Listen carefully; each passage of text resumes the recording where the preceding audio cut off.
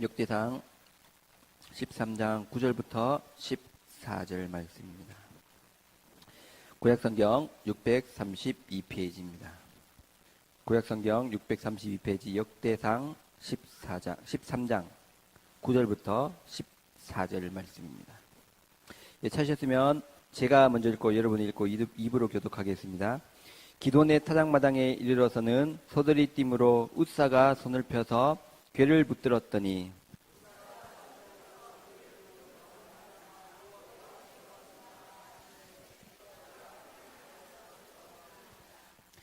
여호와께서 웃사의 몸을 찢으셨으므로 다윗이 노하여 그곳을 베레스 웃스라 부르니 그 이름이 오늘까지 이르니라.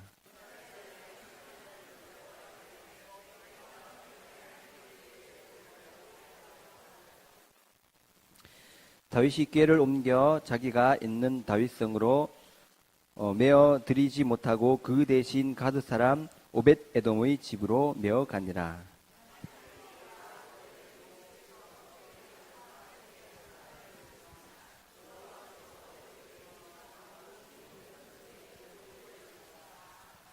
아멘.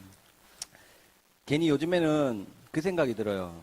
어릴 때 모습으로 다시 돌아가고 싶다 하는 그런 마음이 괜히 들어요. 옛날에 저희 어머니가 저한테 항상 했던 말이 뭐냐면 너는 초심으로 돌아가라. 처음처럼 그렇게 일을 해라. 이렇게 이야기하시더라고요. 그래서 제가 소주를 볼 때마다 자꾸 어머니가 생각이 나서 처음처럼이라는 소주가 있잖아요. 그걸 볼 때마다 한 번씩 제 어머니가 생각나가지고 참 예, 소주를 보면 생각이 나면 안 되는데 네, 어쨌든 우리 여러분들도 언젠가는 우리가 예수님을 믿었을 때가 있었잖아요. 그때는 굉장히 뭔가 내 마음속에 뜨거운 그게 막 이렇게 솟구치 오르려고 하는데 하려고 하면 이제 슉 식잖아요. 저도 마찬가지예요. 그런데 우리 이제 옛날에 그 올라갔던 그 모습을 저와 여러분들 다시 한번 더 되새기면서 우리 그때 이제 폭발하지 못했던 그 성령의 뜨거운 불을 우리 같이 폭발하면서 이 땅에서 같이 신앙생활 하셨으면 좋겠습니다. 예, 제가 요즘에 베스트 성경대학을 하고 있거든요. 하고 있는데 제가 그 강조하는 게 있어요. 첫 번째는 이제 성경 공부하는 사람들은 변화된 삶을 살아야 한다고 그렇게 제가 항상 이제 오자마자 제가 그런 이야기를 하거든요. 그냥 성경 공부를 하는 사람들이 있습니다. 그냥 들으러 오는 거죠. 그냥 하나님의 말씀을 그냥 듣고 그 사람들은 하나님의 말씀을 듣고 그냥 밖에 나가면 이제 잊어버려요. 그냥 듣기만 하면 안 된다라는 거예요. 우리는요, 하나님의 형상으로 지음받은 사람이기에 당연히 하나님의 그 모습을 닮아가야 되는 거거든요. 이게 저는 변화라고 이야기하고 싶습니다. 그리고 두 번째 제가 강조하는 게 있습니다. 그건 뭐냐면 중보기도자를 선정하라고 그렇게 이제 제가 우리 공부하시는 분들에게 이야기합니다. 기도 없이 우리가 할 수 있는 것은요, 아무것도 없습니다. 기도가 정말로 중요함을 인식을 하셔야 된다는 거예요. 이런 것이 없다면 성경 공부를 해도 아무런 의미가 없다는 거예요. 제가 그 퀴즈 베스트 성경대학을 이제 토요일마다 하거든요. 우리 아이들 7살부터 초등학교 6학년까지 이렇게 아이들에게 제가 이야기합니다. 제가 처음에 아이들에게 딱 왔을 때 제가 이런 얘기를 했습니다. 변화된 삶을 살기 싫다. 그러면 집으로 가라고 제가 얘기했습니다. 갔을까요? 안 갔을까요? 예. 한 명도 안 갔습니다. 혹시 그 아이들 중에서 엄마한테 가면 엄마한테 혼날까 싶어서 앉아있는 아이들도 혹 있을지도 있습니다. 그러나 그 아이들이 앉아있는 그 모습이 얼마나 예쁩니까? 그래서 저는 성경 공부하는 목적이, 그리고 이 시간에 예배드리는 이 목적이요, 바로 변화라고 생각을 합니다. 사랑하는 성도 여러분, 우리는 얼마나 하나님 앞에 변화하기 위해서 노력하고 있습니까? 우리가 예배드리는 이 목적도 예수님을 닮아가기 위해서 예배드리는 것 아닐까요? 그냥 좋은 말만 듣기 위하여, 세상에서 듣지 못한 이야기를 듣기 위하여 이곳에 앉아 있다면 여러분, 여기에 잘못 오신 겁니다. 좋은 말을 듣기 위해서 간다면 대학교 강의에 얼마나 좋은 이야기들이 많이 합니까? 그리고 요즘에 문화 강좌 같은 것도 얼마나 많이 합니까? 그런 데 가서 앉아 있으면 얼마든지 좋은 이야기를, 그리고 얼마든지 좋은 말을 굉장히 많이 들을 수 있습니다. 이곳은요, 좋은 이야기 듣는 장소가 아니라 하나님의 말씀을 나를 듣는, 그리고 나를 무장하는 장소라는 사실을 여러분 기억하시기를 주님의 이름으로 축원합니다.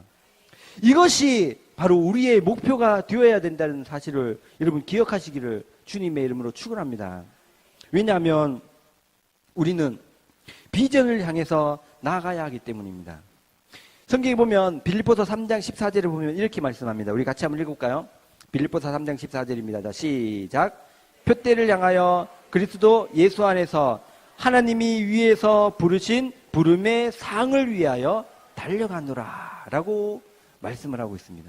어디를 향해서 달려간다고 말씀합니까? 표대를 향해서 달려간대요. 표대가요, 뭐냐면 바로 목표거든요.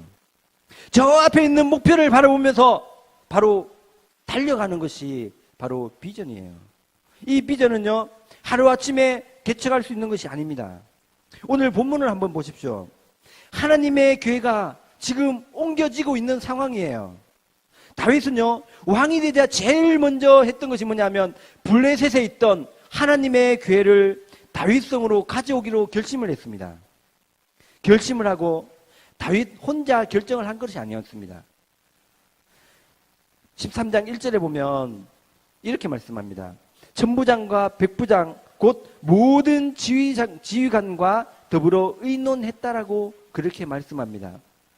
그만큼 하나님의 법궤를 다윗성으로 옮겨오는 것이 그만큼 중요하다는 얘기예요. 그래서 법궤를 수레에 싣고 이제 가지고 오고 있습니다. 새 수레에 싣는 도중에 사고가 생겼습니다. 기도내 타작마당에 이르렀을 때 갑자기 소들이 막 날뛰기 시작합니다. 우리 9절 한번 읽어볼까요? 9절 한번 읽어보도록 하겠습니다. 9절 읽겠습니다. 시작. 기도내 타작마당에 이르러서는 소들이 띠므로 웃사가 손을 펴서 궤를 붙들었더니 소들이 막 뛰자 소의 뒤에 있던 법궤가 떨어지려고 했을 때 그 법궤를 웃사가 붙잡으려는 순간에 그 웃사는 그 자리에서 죽고 말았습니다. 여러분 생각을 해보십시오. 당시 소들이 막 띠므로 인해서 법궤가 떨어지려고 하자 손으로 붙잡은 그 웃사의 행동은 상황적으로 볼 때는 분명히 잘못된 것이 없습니다. 이 웃사는요, 당연히 제가 성경책을 여기서 떨어지려고 했을 때 제가 당연히 성경책을 잡는 게 맞는 거잖아요. 떨어지는 것을 이렇게 바라보고 있으면 안 되는 거잖아요. 당연히 웃사도요, 소들이 뛸 때에 법궤가 떨어지고 있을 때 당연히 달려가서 법궤를 잡고 앉는 게 이 웃사의 행동이 참된 행동이었습니다. 정당한 행동이었습니다. 그런데 여러분, 최소한 웃사는 법궤를 사랑한 사람이었습니다. 법궤를요, 사랑한 사람뿐만이 아니라 충성스러운 사람이었습니다. 그 누구보다도 마땅히 칭찬을 받아야 할 사람이었습니다. 그런데 성경은 무엇이라고 말씀합니까? 우리 10절 한번 읽어볼까요? 10절 읽겠습니다. 10절 시작. 웃사가 손을 펴서 궤를 붙듦으로 말미암아 여호와께서 진노하사 치심에 그가 거기 하나님 앞에서 죽으니라. 여호와께서 진노하사 치심에 그가 거기 하나님 앞에서 죽었다라고 말씀합니다. 왜인가요? 왜 웃사에게 이런 일이 일어난 것일까요? 웃사는요, 하나님의 뜻을 먼저 생각하지 않았기 때문입니다. 웃사는 하나님의 방법을요, 먼저 생각하지 않았습니다. 민수기 4장 15절에 보면 이렇게 말씀합니다. 우리 같이 한번 읽어볼까요? 민수기 4장 15절입니다. 같이 읽겠습니다. 시작. 진영을 떠날 때에 아론과 그의 아들들이 성소와 성소의 모든 기구 덮는 일을 마치거든 고앗 자손들이 와서 매일 것이니라. 그러나 성물은 만지지 말라. 그들이 죽으리라. 회왕 물건 중에서 이것들은 고앗 자손이 매일 것이며. 하나님의 법궤는 어떻게 해야 된다고 말씀합니까? 어깨에 매야 된대요. 그리고 어느 누구도 어떻게 하지 말라고 말씀합니까? 그것을 만지지 말래요. 그러면 죽는다라고 말씀을 합니다. 그럼에도 불구하고 웃사가 이를 만졌습니다. 그리고 자신들이 편하게 이동하기 위해서 소수레에 싣고 옮기려고 했기 때문에 이 웃사는 죽은 것입니다. 이제 어떻게 보면 잔치집 분위기였습니다. 어떻게 보면 이 법궤를 이제 다윗성으로 옮겨오려고 할 때는 굉장히 큰 잔치집 분위기였습니다. 왜냐하면 그전에는 블레셋 사람들이 그 법궤를 가지고 갔거든요. 가지고 갔기 때문에 이제는 그 법궤가 우리에게 돌아오는구나. 얼마나 잔치집 분위기였겠습니까? 그러나 지금 현 시점에서는요, 잔치집 분위기에서 초상집으로 변했습니다. 이제는 장례식장 분위기로 변해버렸습니다. 다윗성으로 가려고 했던 그 운반은요, 이제 취소되고 말았습니다. 우리 11절 한번 같이 읽어볼까요? 11절 읽겠습니다. 시작. 여호와께서 웃사의 몸을 찢으셨으므로 다윗이 노하여 그곳을 베레스 웃사라 부르니 그 이름이 오늘까지 이르니라. 거기에 보면 다윗이 노했다라고 말씀합니다. 여기서 노했다는 것은요, 하나님에 대한 불만을 품고 노한 것일까요?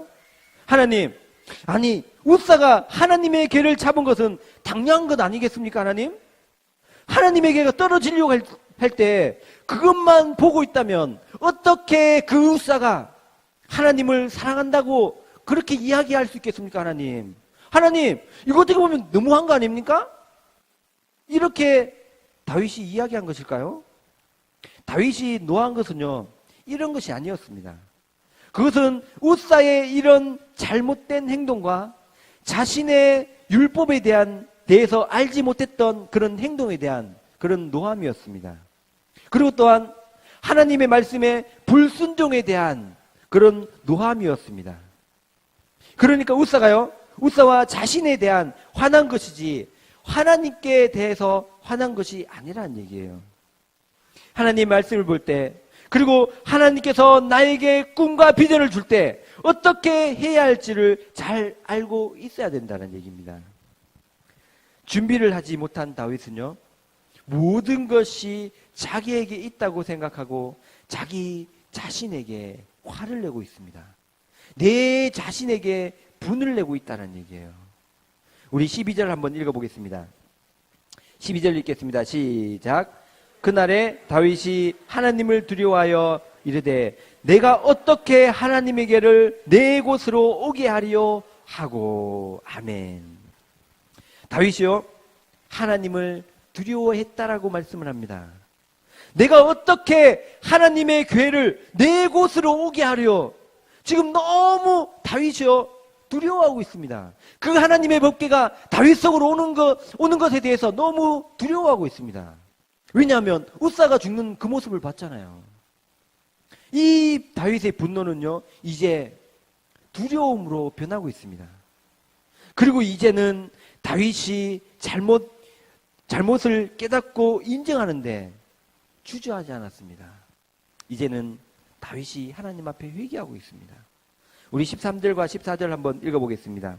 13절과 14절 읽겠습니다. 시작. 다윗이 궤를 옮겨 자기가 있는 다윗성으로 메어 드리지 못하고 그 대신 가드 사람 오벳 에돔의 집으로 메어가니라. 하나님의 궤가 오벳 에돔의 집에서 그의 가족과 함께 석 달을 있으니라. 여호와께서 오벳 에돔의 집과 그의 모든 소유에 복을 내리셨더라. 아멘. 웃사의 죽음을 목격한 이들은요, 법궤 운반을 두려워하고 있습니다. 이 법궤를 이제 어떻게 해야 되나? 법궤는 예루살렘으로 가지 못하고 오벳 에돔이 자기 집에 보관하게 되었습니다.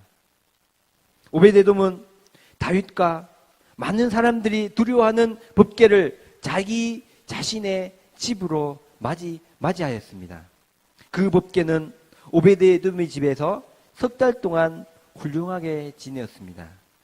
그리하여서 그 집안과 소유에 많은 축복을 받았다라고 성경은 말씀하고 있습니다. 온 집안이 함께 법궤를 잘 모셨기 때문에 다윗 왕궁에까지 소문이 날 정도로 그 오벳에돔의 집에 큰 축복을 받았습니다. 하나님의 원하시는 뜻이 무엇인지 이 오벳에돔은 잘 알고 있었기 때문입니다. 그리고 이 지혜로 하나님을 기쁘시게 해드리는 사람이 되었다는 얘기입니다. 하나님께서 주시는 비전의 결과는요, 어디에 있을까요? 우리가 비전하지만 이 비전의 결과는요, 바로 하나님에게 있습니다. 항상 하나님께 묻고 하나님께 기도하는 습관이 있습니다. 그리고 하나님의 말씀을 마음에 품는 그런 습관이 있다는 얘기예요.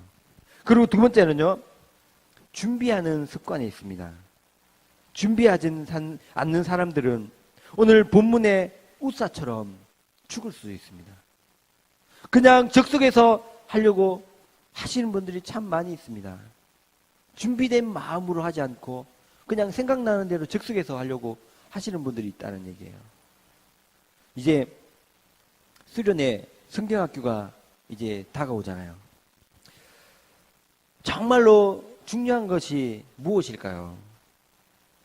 그 아이들에게 프로그램이 중요할까요?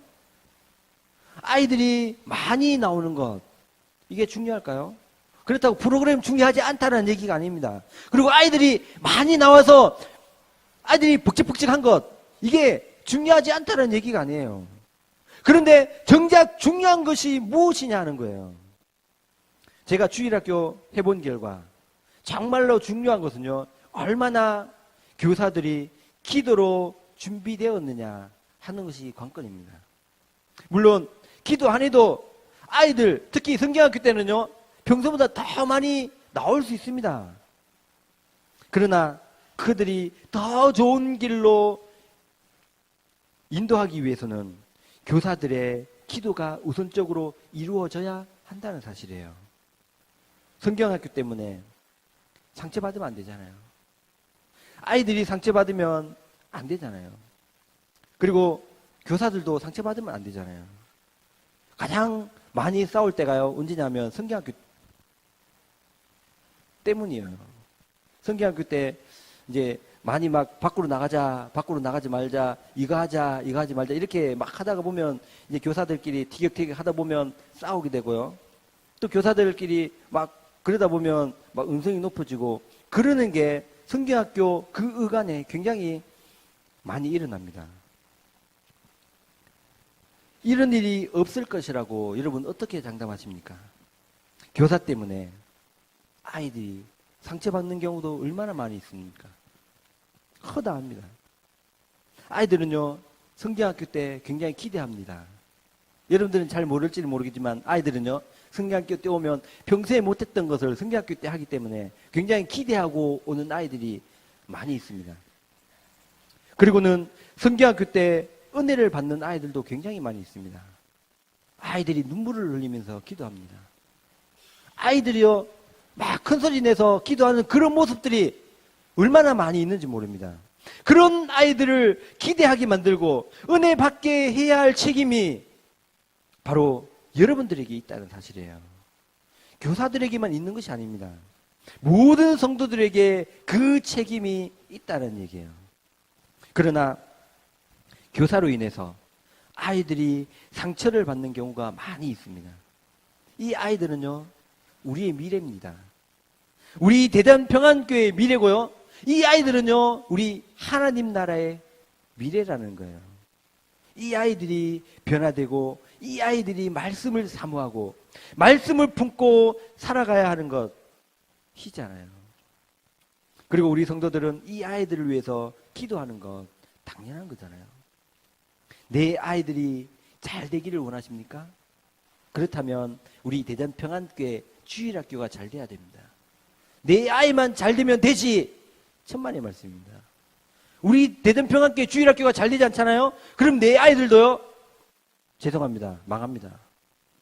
이거는 어쩔 수 없는 거예요. 말씀이 제대로 들어가야 됩니다. 삶이 변화되기를 원하십니까? 말씀이 제대로 들어가야 됩니다. 인격 있는 아이들로 성장하기를 원하십니까? 그 아이들에게 말씀이 제대로 들어가야 됩니다. 인격이 없는 사람들이 얼마나 많이 있습니까? 이것 때문에 자식들이 부모를 버리는 경우가 허다합니다. 요즘에 자주 접하는 뉴스가 뭡니까? 자식이 부모를 때리거나 죽이는 뉴스잖아요. 얼마나 많이 있습니까? 이런 가정을 보면 부모들이 아이들에게 거의 신경을 쓰지 않거나 공부만 외치는 가정이거나 아니면 우리 아이들에게 너무 지나친 관심을 가진 부모들에게는 이런 현상이 생긴다고 합니다. 아이들이 공부 잘 해야 한다고만 말하지 말고요. 말씀대로 살아야 한다고 여러분 강조하시길 바랍니다. 너무 공부 하다 보면 아이들도 그런 이야기를 합니다. 공부가 인생의 전부가 아니잖아요. 맞잖아요. 저도 공부를 해왔지만 그 공부가요 인생의 전부가 아니더라고요. 진짜 내가 살아가야 할 그 인생은요 내가 살아가면서 배우는 모든 삶이 내가 살아가면서 배우더라고요. 말씀대로 살면 어떤 일이 일어난지 아십니까? 공부하지 말라고 해도 공부합니다. 예수님을 인격적으로 만나면요 아이들이 모든 것이 새로워지는 삶을 경험하게 됩니다. 사랑하는 성도 여러분, 이 비전은요 우리 아이들에게만 필요한 것이 아니에요. 저는 가장 필요한 것이 바로 우리 부모님이라고 생각합니다. 부모님에게 비전이 없다면, 이 부모님에게 예수님에 대한 그런 비전이 없다면 우리 아이들도요 그 비전을 가질 수 없습니다. 옛날에는 얼마나 많이 때리면서 우리 아이들을 가르쳤습니까? 저도 많이 맞기도 맞았습니다. 그런데 가만히 생각해 보면 지금은 어떻습니까? 우리 아이들 때린다고 해서 그 아이들이 변화됩니까? 우리 아이들을 막 다그친다고 해서 그 아이들이 내가 잘못했구나 이렇게 깨닫습니까? 아닙니다. 그 아이들을 변화시키기 위해서는, 그 아이들이 잘못을 깨닫게 하기 위해서는요 내가 먼저 잘못했다는 것을 깨달아야 됩니다. 그래야지만 우리 아이들이 부모님의 그 모습을 보고 깨닫습니다.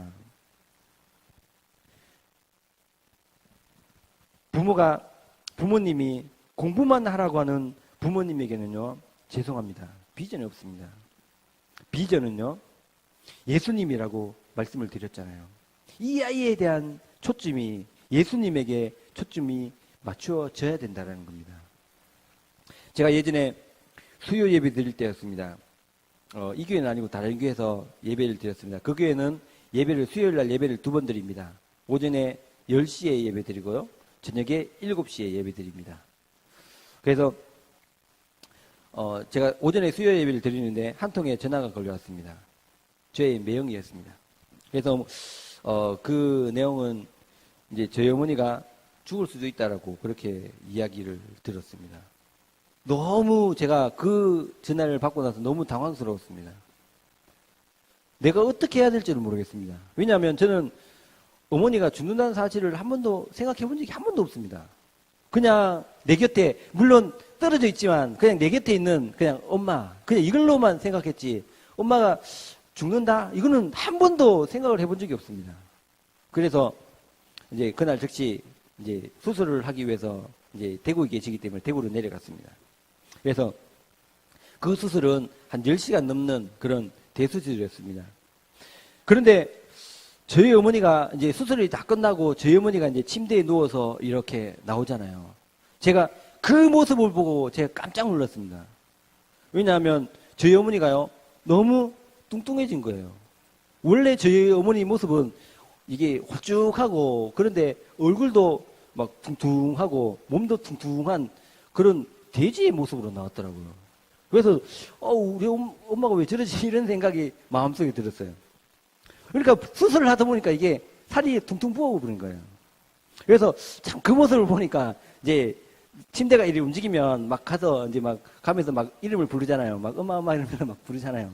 근데 따라가면서도 이제 엄마 일어나 이러면서도 참 신기해요, 그게. 살이 부었다는 그게. 그래서 배짱 마른 것보다 오히려 저래 좀 살이 부었는 게 좀 더 낫다라는 그런 생각이 그냥 잠깐 들었습니다. 그래서 제가 또 깜짝 놀란 게 있습니다. 뭐냐면, 이제 저희 어머니가 이제 수술을 받고 이제 응급실에 가가지고 누워 계실 때 이제 깨셨어요. 깨셨는데 이제 가족들이 이렇게 들어갔거든요. 들어갔는데 저를 알아보지를 못하는 겁니다. 제가 엄마 아들 이렇게 얘기하면 누구세요? 누구세요? 이렇게 자꾸 이야기하시는 거예요. 그래서 자꾸 모른다고만 자꾸 반복을 하시는 거예요. 그래서 참 마음이 너무 착잡했습니다. 이제 시간이 조금만 지나면 괜찮다고 이제 의사 선생님들이 이야기하지만 기분이 너무 이상했습니다. 그런데 더 놀란 건 뭐인지 아십니까? 저는 잘 몰라요. 그리고 우리 가족들요, 아무도 몰라요. 그런데 계속 외치는 말이 있었습니다. 뭐냐면, 아버지, 주여. 이 말만 계속해서 반복해서 외치는 거예요. 왜 아들은 모르는데 주님은 어떻게 알까요? 저도 이제 그 당시에는 제가 이제 한 30대 중반이었는데 한 30대 이제 중반 동안 같이 이렇게 동고동락 하면서 살았거든요. 그런데 나는 모르는데 어떻게 주님은 알며 어떻게 하나님을 아버지라고 그렇게 이야기할까요? 이 땅에서 살아갈 때 우리 어머니가요, 교회에 미치면서 살았습니다. 아들한테는요, 미친 거 한 번도 못 봤습니다.